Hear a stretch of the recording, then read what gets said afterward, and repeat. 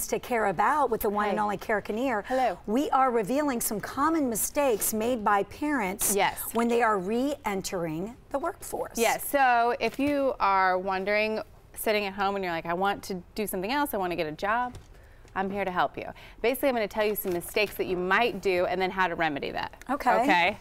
All right. Yeah, I'm ready. Okay, actually, can I just tell you, weirdly enough, I had saw a post where I was talking about supporting a particular friend 2 years ago who'd been out of the workforce for 15 years. Wow. And when I asked her, how's job interviewing going? She says, you know, Christine, it's like I kind of forgot what makes me special. And I thought that, so I wrote her a long letter. Yes. And I sent it to her. I'm like, this is why you're special. Remind somebody, because they've been in the workforce, they've been full, you know, being the head of the household, and they are feeling. Well, yeah, either maybe you had children, so you've been out of the workforce for an extended period of time, or maybe you got laid off, and so you just kind of need to jump back in and get your feet wet. Yeah. All right, we're going to tell you how. That's so kind of you to do that. Maybe she's watching. Did she find a job? She did. Yeah, okay, yes, she did. Okay, good. All right, the first one is sending out your resume too soon. Now, this I liked because it said take a moment, because as soon as you decide that you're ready to go back to work doesn't mean you should just start submitting your resume right away.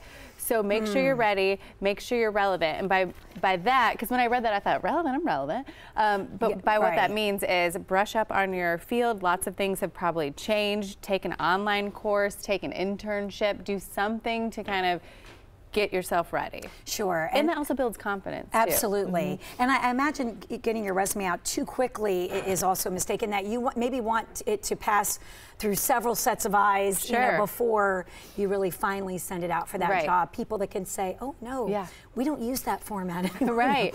No, but it's true. It's true. I think another mistake that you make, and this is also in the article, number 2, is that you only are applying for part-time openings. This was interesting because I think we do this a lot in life, right? We have in our mind a way that things are going to go, right? And then we try to make every decision that fits that mold. But sometimes that, as we all know, life doesn't work the way you have it planned out in your head. So apply for part-time jobs, but also apply for full-time jobs, because I'm a firm believer that when you get in, as long as you can get your foot in the door, when you can get in there and you show them how marketable you are and what a good employee you are, then maybe your boss eventually will say, you know what, you can do all the work that we expect of you in a part-time capacity. Right. You know? Yes, good advice. Just get your foot in, because it's so competitive out there right now. I like that. Okay, number 3 is, wait a minute, don't limit your, mistake number 3, sorry, not leveraging social media.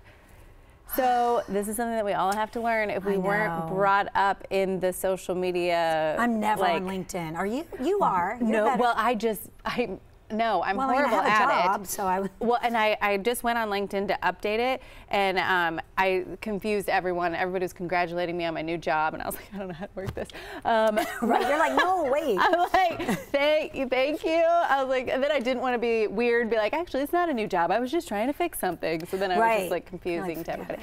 But if you're not like me, get on LinkedIn. This is interesting because you can actually publish articles on LinkedIn yourself. So if an employer is looking at your skills, then they will see how active you are, so you can make yourself seem a lot more qualified than you actually are, which isn't that what everybody does? Yeah, exactly. Isn't that what we all do? Yeah. Yeah. So well, that's good, but you have to. You really, I think it's a must, especially if you have been out of the job market for so many years, and you will die at how many people you are connecting with. Yeah. Maybe somebody from your past, you're like, oh my gosh, they could help me.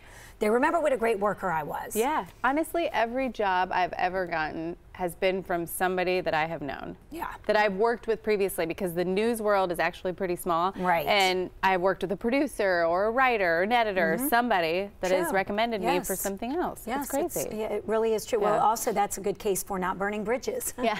Never burn a bridge. Yeah, don't do that. Well, that's also because number 4 is not asking for help. And so they say to leverage your relationships, which is always tricky because you feel kind of bad asking people for favors. But if your friend is in an industry that you want to be in, ask your friend for help. Right. And say, what's going on now? Could I do a mock interview with you? Yes, that's so true. Help a sister out. Right. I mean, we all have, had to have somebody help us, so why not pay it forward? Right. I like that. Yeah, pay it forward. Pay it forward, people. In all aspects of life. True. All right, mistake number 5 is discounting the skills you learned from being a parent. I love this. So if you're out of the workforce because you are busy raising your kids, you know it's the hardest job on the planet. You are truly CEO of your household. I mean, think about how much better we are at managing our time, managing our money, multitasking, pivoting, doing all those things that we didn't know. You know, like before you have kids, and then you have one kid, and then you're like, how do I have time for anything else? And then you have another kid, and then you're like, how do I have time for anything else? But you just make time. You make it work because you're amazing. Because that's right. But it is so true. We really do discount that, and it's unfortunate. I think society does as well. Although I feel like in the last few years, obviously with the women empowerment movement, we realize that the skills that it takes to run that household, they can definitely translate into the workforce. You have to just put it out there. You do. Yes. You do. Be confident. Yeah. All right. Mistake number 6 is only submitting your resume online. So this is another thing. If you have a friend that can get in the building of where you want to work, I mean, I'm not saying like break in somewhere, like scale the walls, but hand deliver your resume if it's possible. Don't do, Yeah, don't do that. Right. This is me like on the side of a building. Yeah, like hello on the side of the window. You're like this, like, well, I love my resume. I love listening to like all like old-timey, I was gonna say old-timey podcasts, that's not a thing in life. I love listening to podcasts, people talking about their first jobs, like in the 60s, 70s, and 80s, like in the entertainment industry, and they're like, I just looked it up in the phone book, and I called them, and I kept calling and calling and calling. I know. I guess maybe our modern day would be like, you just keep tweeting at the person. Yes, potentially. Just harass them on social media. By the way, I know you're going to be proud of me. What? I was hearing something on the news last night, and they were talking about podcasts. I go, Jim, do you ever listen to podcasts? He goes, no. And I said, Cara does all the time. Let's start. I go, what do I look for? So I was like, I mean to tell you, this is 50. Yeah. I'm like looking for the podcast. You have it already on your phone. I know. Okay, good. And I found some people, and I was going to run them by you. Make sure that they were good podcasts. I have a whole list. I'm so excited. I can tailor it to your personality and your likes. It takes a village. It takes a village to get me up and with the times. I'm excited for you. Your life is about to change. I'm excited too. Okay. Can I listen to it in the car? Like through my Yes. The world is your oyster. You can listen to it anywhere you want. What? Of course you can. Anywhere you take your phone. Yeah. Oh yeah, you can take it Bluetooth. Yeah. This is amazing. Right. Okay.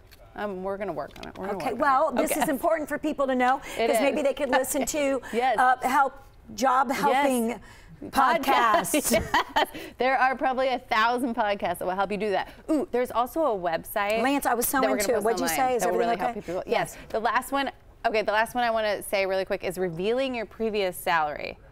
Okay, I love this one. Don't talk about how much money made, mostly because they say, obviously, as women, we are still underpaid. Don't undervalue yourself, especially if you tell an employer that you were previously underpaid. You're going to continuously be underpaid. And we want to bunk that issue.